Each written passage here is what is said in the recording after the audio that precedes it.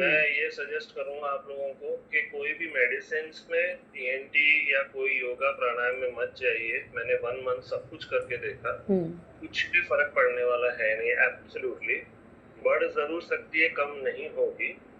और दूसरी बात, डॉक्टर स्पेक्ट्रा का जो मैंने ये मशीन लिया है और जो ये किया है, सो इट इज, मैं खुद मैकेनिकल इंजीनियर हूँ, सो आई कैन अंडरस्टैंड जो इनके प्रिंसिपल्स है वो डॉक्टर तनु से मैंने डिस्कस किए थे कि what is the principle behind this, how does it cure. तो she explain me with a diagram अच्छी तरह से। तो दिस साइंटिफिकली बेस्ड जो न्यूरॉन्स, मतलब सबसे पहले उन्होंने मेरे को बोला ये कान की तकलीफ नहीं है, it is a brain problem, communication between year and brain का जो न्यूरॉन्स होते हैं वो उसकी प्रॉब्लम है।